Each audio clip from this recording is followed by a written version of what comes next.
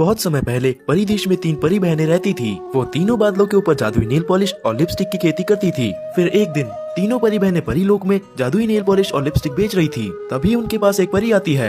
ये देखो मेरे मुंह पर कितने दाग धब्बे हो गए हैं। मैंने सुना है तुम्हारी जादुई नेल पॉलिश और लिपस्टिक से हर कोई सुंदर हो जाता है। क्या ये बात सच है? हाँ, ये बात बिल्कुल सच है। हमारी नेल पॉलिश और लिपस्टिक कई परियों को सुंदर बना चुकी है।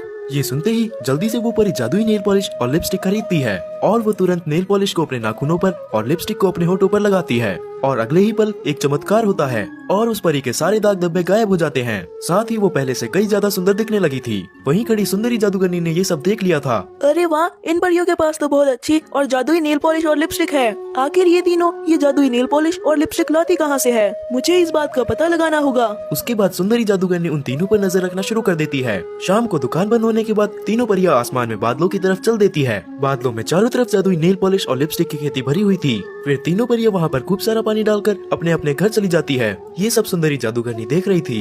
अच्छा, तो ये तीनों यहाँ पर करती है नेल पॉलिश और लिपस्टिक की खेती। अब मैं रोज यहाँ से जादुई नेल पॉलिश और लिपस्टिक चुराऊंगी और धरती की बदसूरत लड़कियों को ये बेचा करूंगी और फिर कुछ दिनों बाद मैं बहुत अमीर बन जाऊंगी। फिर सुंदरी वहाँ से बहुत सारी जादुई नेल पॉलिश और लिपस्टिक चुरा लेती है। फिर अगले दिन सुंदरी जादूगरनी पृथ्वी के बाजार में जादुई नेल पॉलिश और लिपस्टिक बेचना शुरू कर देती है। अरे आओ आओ, देखो मेरे पास कितनी जादुई और अच्छी नेल पॉलिश और लिपस्टिक है। इसे लगाते ही काली से काली पक्षी भी गोरी हो जाती है। सिर्फ 50,000 रुपए में काली से काली पक्षी भी गोरी हो जाती है। जादूगरनी का ये दावा सुनकर वहाँ पर बहुत सारे काली चिड़िया इकट्ठा हो जाती है। तभी एक काली चिड़िया सुंदरी से कहती है, देखो मेरा रंग कितना काला है, मुझे गोरी बना दो। हाँ, लेकिन मेरे पास पैसों की कोई कमी नहीं है। अगर तुम मुझे सुंदर बना दोगी तो मैं तुम्हें 50,000 रुपए की जगह 2 लाख रुपए दूंगी। ये सुनकर सुंदरी की खुशी का ठिकाना नहीं रहता।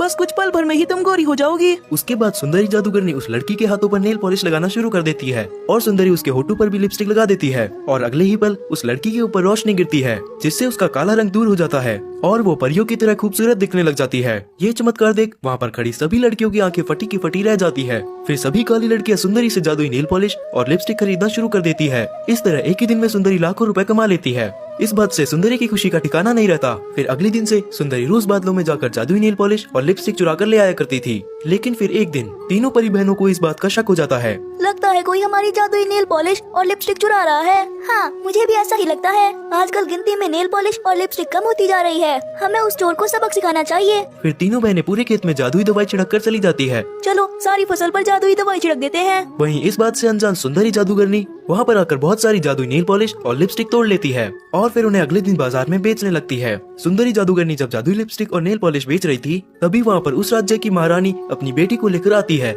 राजकुमारी के चेहरे पर एक छोटा सा दाग था। मेरी बेटी के चेहरे पर अचानक से ये काला धब्बा आ गया है। मैंने काफी इलाज कराया लेकिन ये धब्बा नहीं जा रहा। मैंने सुना है तुम अपनी जादुई नेल पॉलिश और लिपस्टिक से बदसूरत चिड़ियाओं को भी खूबसूरत बना देती हो। अगर तुमने मेरी बेटी के चेहरे से ये काला धब्बा हटा दिया तो मैं तुम्हें पूरे 1000 सोने के सिक्के दूंगी। ये सुनकर सुंदरी खुशी से उछल पड़ती है और वो उसी वक्त राजकुमारी के नाखूनों पर नेल पॉलिश लगाना शुरू कर देती है और वो राजकुमारी के होठों पर लिपस्टिक भी लगा देती है। अगले ही पल राजकुमारी एकदम बदसूरत और काली हो जाती है। ये देख रानी गुस्से से तिलमिला जाती है। अरे नालायक, तूने मेरी बेटी का ये क्या हाल कर दिया। अब मैं तुझे जिंदा नहीं छोड़ूंगी। मुझे माफ कर दीजिए रानी जी। पता नहीं ये सब कैसे हो गया। मैं कुछ नहीं सुनना चाहती। तुझे मारने के बाद ही मुझे चैन मिलेगा। उसके बाद रानी के आदेश पर सुंदरी को एक पेड़ के ऊपर फांसी पर लटका देते हैं। इस तरह सुंदरी अपने लालच की वजह से अपनी जान खो बैठती है। इसीलिए हमें कभी भी लालच नहीं करना चाहिए।